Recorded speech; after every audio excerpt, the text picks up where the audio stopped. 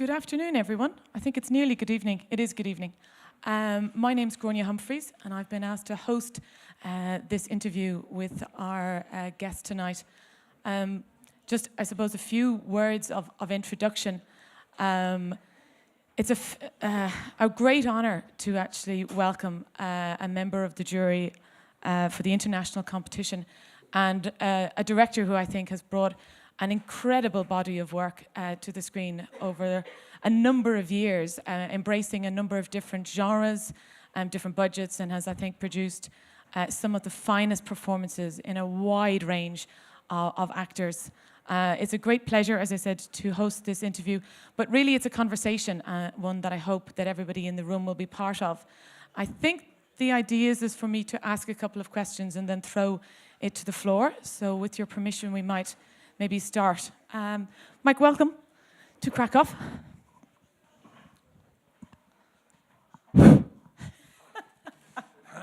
Hello. I wanted just to ask you very briefly, in your capacity as a jury member, about that relationship between filmmakers and judging each other's work and competition and those words. Yes. Competition's very... What sort of competition do you mean? Well, you are in competition with each other, are you not? Oh, blimey. So now you're judging others. Yes, that's very, very edgy. It's one of the nastiest times is reading reviews if you are one of those who reads reviews because you are being judged. Lots of people say they don't read reviews. I always do, and I hate it. But now, of course, I'm in the position, in some senses, of the reviewer, although, thank God, it's kept secret, so nobody will know. But it is difficult, because sometimes you see something which simply rubs you up the wrong way, and other times you see something which appeals to you in ways which are sort of private and nonetheless strange, and you have to expose that as well. So it's an odd relationship. One of the games that we, as the audience members, play with the jury is trying to work out what your taste is actually like and the types of films that you will go for. So could I ask you maybe just to throw out some of the films that are the ones that you return to again and again, or the ones that you feel have influenced you the most? Oh, yeah, okay. That will give everybody a hint as to what we might be giving an award absolutely. to in a couple of days' one of time. the reasons that I wanted to come was to shake Andrzej Wajda's hand. It's a shame that he's not well, but I gather he will be around, so that'll be good. I was brought up in the 50s and the 60s, and so I was brought up a lot with the French. Mm-hmm. And my favorite film ever of all is La Grande Illusion, which I saw when I was about 15 and hit me very hard. And so I'm always going to go for films that have a very strong sort of humanist take on them, but also are very performance-orientated. Some people hate actors. I get the impression you don't. Well, that's not true. Strong feeling that you're very, very fond of actors. No, that's absolutely not true. Sometimes I hate actors because actors will give you a very hard time, and they will really bust your ass. And I had one say to me one time, "Why would I be doing this? And don't be glib." And of course he was right. What did you say? What? What did you respond? I gave him an absolutely cast iron answer, which I had worked out beforehand. So I was fine. But there is some people find it very difficult to talk to actors. Some people find it very difficult simply to say what they want. I was brought up in a family with actors. Yeah, they were amateurs, who were even worse. More critical than professional. They're much, much, much worse. My parents came to see me work when I was very young, when I was about 23, 24, when I was working in television. And they watched me shoot for a day, and at the end of the day, I asked them and said, what were you most impressed by? And they said, they all did what you said. In other words, they came from a world in which the actors didn't do what you said. So I've always had an affection for them, and there are, lots of directors have stories about you plan, you nail it down, you imagine everything is set fair, and then the actors arrive. The implication being that everything gets turned upside down at that point. And it does, and it's good for you. I don't know if you've had a chance to see the fantastic Kubrick exhibition that's No, actually on in the museum. It's amazing if anyone's had Is an it here? opportunity. It is here. Oh, okay, It's good. absolutely stunning. I went to it yesterday, but one of the things that impressed me was the sort of lingering reputation about Kubrick and the number of takes, and that sense of that sort of, the ability to take one after another, do you know what I mean, until the actor literally can nearly do no more. I'm just curious about your working sort of methodology with actors. Is it similar, or are you Mr. Eastwood and it takes one take and gone? No, it's not similar at all. I once had a group of actors, the three principal actors in the film, come to me one evening and say, "We want to speak to you." Yes. And they were like pirates giving me the black spot. This was something terrible was going to happen. And I said, "What's the matter?" And they said, "You're shooting the schedule." I asked them what that meant, and they said, "We have never been on a film of this kind." It had a very high art kind of personality to it. "We've never been on a film of this kind where the film is on schedule after 45 days or whatever it is." And of course, they may well have believed that was true. In fact, what happens is the director is there to to shoot the schedule. If he doesn't shoot the schedule, then he's going to run out of money, and then truly chaos has come again. But they were not willing to accept that. And so the number of takes, in a practical way, is as few as you can get away with, or as few as the actors can stand. I mean, pointing to an actress. Well, ask him. I mean, how many times can you crank it out and it still gives the appearance of being spontaneous? Spontaneity is everything. It isn't spontaneous after about 4, and after that you're faking it.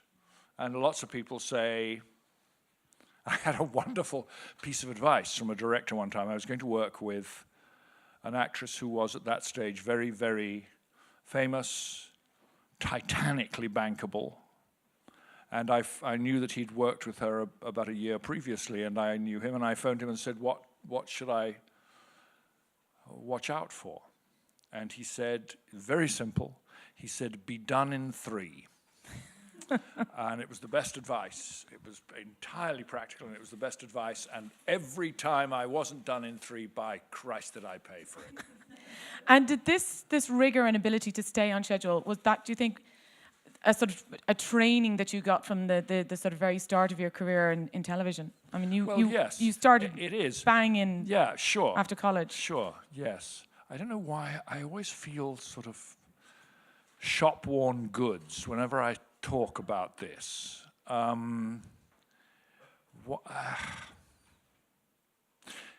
What people want to believe, I expect, is that, like Kubrick, who really was, I believe, I will see when I see the exhibition, I believe he was really an eccentric. Mm-hmm. He had, his car was never allowed to drive at more than 20 miles an hour.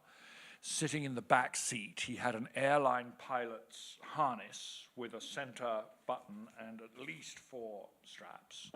And he was obsessive. He knew how many palm trees there were on the set of... Full Metal Jacket. Yeah. And when one wasn't there, he wanted to know why. And he knew where it was. It's that one there. Where's that one?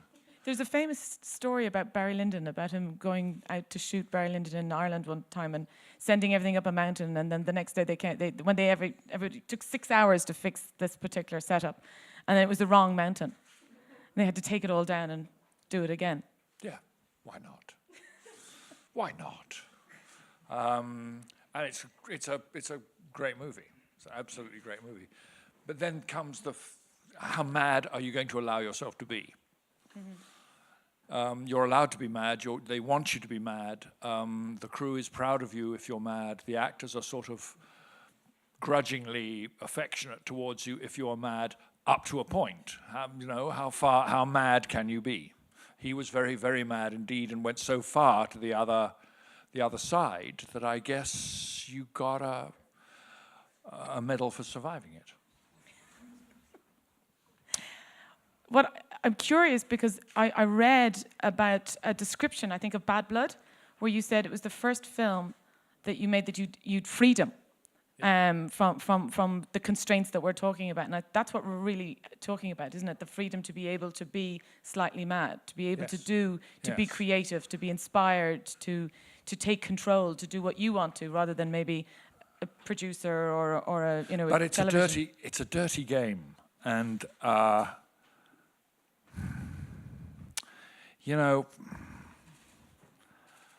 if you take the king's shilling, then you, in some way or another, you must do the king's bidding. And so when Jerry Bruckheimer says to me, there are too many wide shots, and you say, Jerry, that's meaningless. What do you mean there are too many wide shots? And he says, there are too many wide shots. We're going to cut them all out. And if I could, I'd make the bloody thing run. It would be a 2.5-minute soap commercial. It would have that sort of directness about them. And I thought, this is outrageous, but it was his money. It's not the money that he's paying me. I don't care about that. But the immense amount of money that it took to put the film on the screen, you have to care about that. And so, what do you do to avoid that? Well, in the case that you are quoting, I went 12,000 miles away. I went to New Zealand, and nobody could get me. Nobody even knew what the phone number was. They just couldn't get me.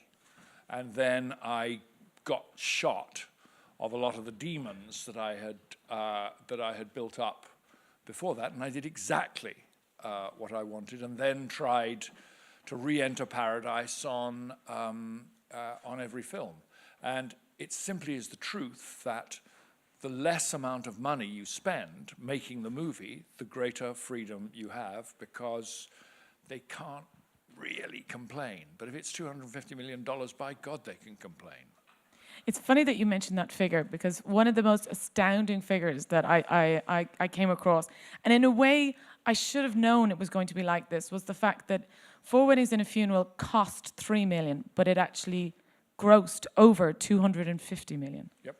Which means that the person who had all the freedom was you, because you were the person who had delivered that type of figure. Well, it was afterwards. It wasn't while we were shooting it. Yes. While we were shooting it, I had 34 days, and I had 4 weddings and a funeral to shoot, mostly with amateur extras. And real aristocrats? Is that Sorry? true, that story? Some of them were, yeah. Okay. Because they had the clothes. We couldn't afford to hire the clothes. You know the scene it's the second wedding. Oh, search me. In which there's an aristocratic wedding, and you hired actual aristocrats because they had the right clothes. We didn't hire them. That would have been. You didn't pay them in any way? No, not in any way at all. They came for pure ego. Do you want to be in a film? Yeah. No. Have you got the clothes? No. Oh, well, then we don't want you. If you have got the clothes, please attend. That's what it was about. What was your question? No, my question was not having enough money. Well, that is the other side, I suppose, of 4 Weddings, is the fact that it was so lean a production, and that you actually were. I'll say it was lean. Well, come on, tell us some of the stories about how lean it was. We got to the end of the day, and there was a colossally important plot scene that had to be shot. We had 34 days, and no matter what those bloody actors in South America said to me about shooting the schedule, at the end of that 34 days, that was it. I could go home, finished or not. And so I had to be done, and I had to get out of this particular sort of mini stately home that evening, and I had this huge plot scene to shoot with 14 people. So I found a doorway, like that double doorway in the back there, and opened it and got the guys to light the background. And then I took 7 people on one side and 7 people on the other and arranged them like that in a V shape. And then swapped the dialogue up and down and up and down and up and down and up and down until the scene finished. We're done. And it worked all right. It's in the movie. The other thing I was really interested in what I read is that you wanted to change the title of the film because you felt like people were counting off what was actually going to happen, which is something that never occurred to me. There's a film that we are going to see and that we are going to judge called 52 Tuesdays, and which is an appealing film, but you do count. And then the director very cleverly sells you, 52 is a lot. How are you going to get through 52? But the director then gives you these tiny little slugs of TV footage, of which, of course, the film being Australian, some of them you don't understand at all, others of them you absolutely do understand, and that gets you through the counting. But yes, I was worried in 4 Weddings that they would say, well, we're not having a very good time and it's only wedding 2. Should we go and get fish and chips? And the other question, I suppose, about that was the casting was fantastic. I remember some of the sort of dramas that Hugh Grant had done before, but I'd never imagined him being a sort of comedic, sort of like leading man. Andie MacDowell, I just remember that she was the woman who had been redubbed by Glenn Close in Greystoke. Yeah. And had done Sex Lies and Videotape. And then Simon Callow. It's a fantastic sort of gallery, really, of British actors. Well, it's a fantastic gallery of old bangers, really, isn't it?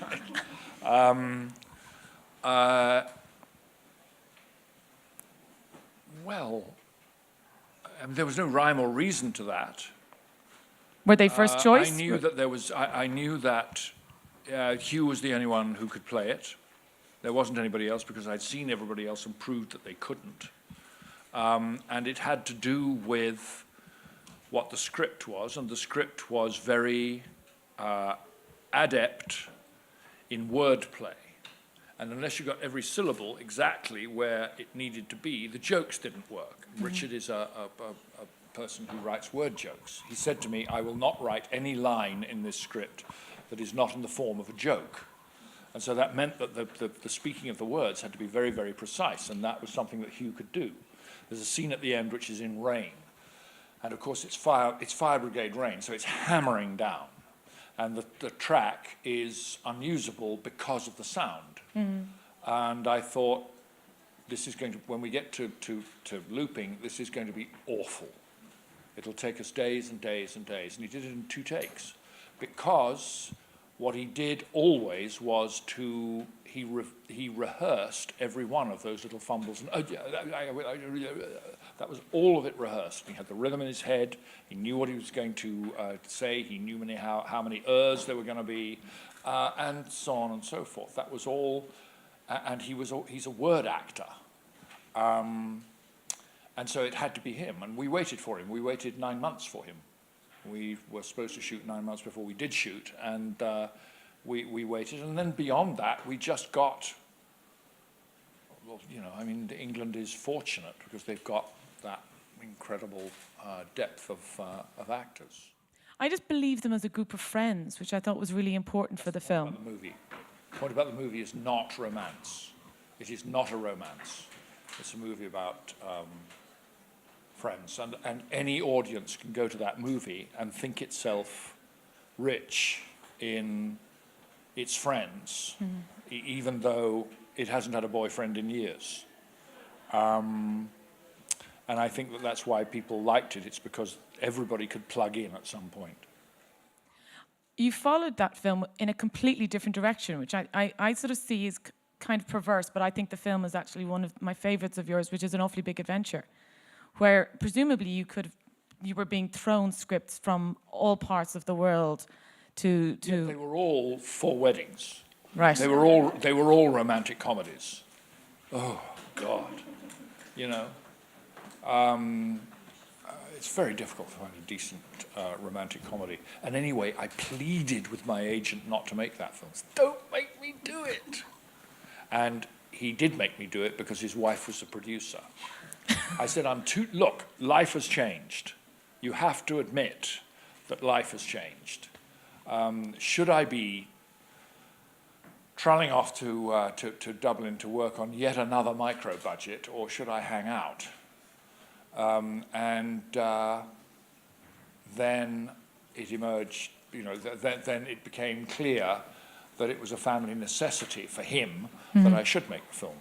And I'd worked very hard on it, and I had a good screenwriter, and I was ready to go, so why not? It's a fantastic film about actors, though, and about theatre. And I love the fact that, as I said, I had one perception of Hugh Grant, and in this film he nearly, you know, changes it 100. He's he's very cruel. I mean, there's incredibly cruel sequences for all the wonderful sort of light, frothy wit in Four Weddings. You actually have a very dark, very nasty, sort of insecure portrait of actors, I suppose. Yes. And Alan Rickman, obviously, is fantastic. It's a very interesting part of your career, because the next film after that is Donnie Brasco. Tell us about Donnie Brasco. I'm intrigued about finding where you found the script and how you decided to go to the States and make your movie. The script had been on the shelf for 10 years.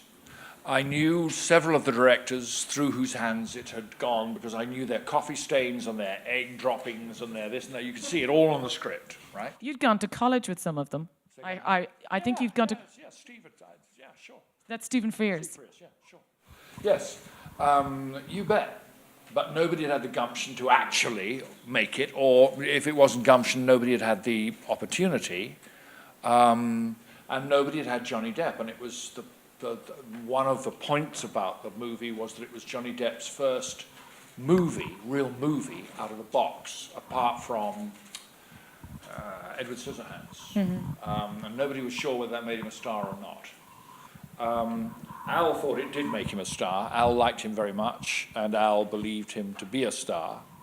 And we were very lucky that Al saw the wit in deconstructing one whole side of his career by playing that part in that way. And I was very nervous of working with him.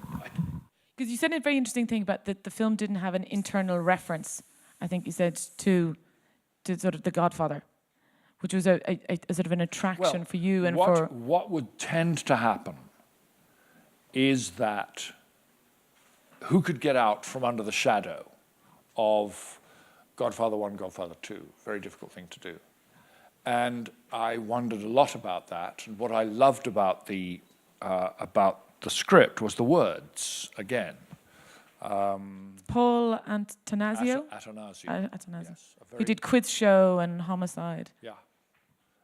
And is now, he writes a lot for television now. He's a hugely successful writer-producer for television. Anyway, it was a fabulous script. What was really interesting about the script, actually, was that it didn't have a center. It didn't have its hook. And everybody knew it, or at least he and I knew it. And this very, very good woman producer who was sort of in charge of the writing work on the script. Bernice? No. I can't remember her name. Betsy Beard? No, not Betsy. Betsy is a wonderful woman. Is now a huge television producer in LA. No, oh God. Her husband owned fabulous pictures. She used to go, and when they were selling the pictures, she used to let me go along and have a look at them in the gallery and stuff like that. I mean, really incredible pictures. Picasso's and God knows what. Anyway, but we didn't know what the film was about. And we niggled and worried, and the scene all came down to one scene after a particularly savage, senseless, grisly murder, which you're absolutely not expecting, and has still, I try not to watch what I make after I finished it, because I'm sick of it by that time. But once in a while you see these things, and there is a point in that movie where they can't, the audience can't breathe. Something has happened happened in front of them so unexpected that they can't breathe, and it's immediately after that. It has a silence that is fabulous. If you can get a silence like that, you can always tell. Sometimes you're lucky enough. I've had only 2 or 3 times, and the scene then is really a scene in the front of the car. The whole film, in a way, took place in the front seat of a car. I don't know whether you'd want to know that. And basically, the scene is about why did you do that? And the answer to that question is because I could do no other. My whole life has been a series of those moments. I couldn't do anything else. And we circled and circled and circled every weekend. I would phone Paul, and Paul would, the writer, and he would get very pissed off. He thought he'd finished. And I still felt that we hadn't got it. And then we got it, and it was the philosophy of the little man. I do it because I must, and it's the thing that made the movie, and was not in the film when I read it. So that was good. I was proud of that.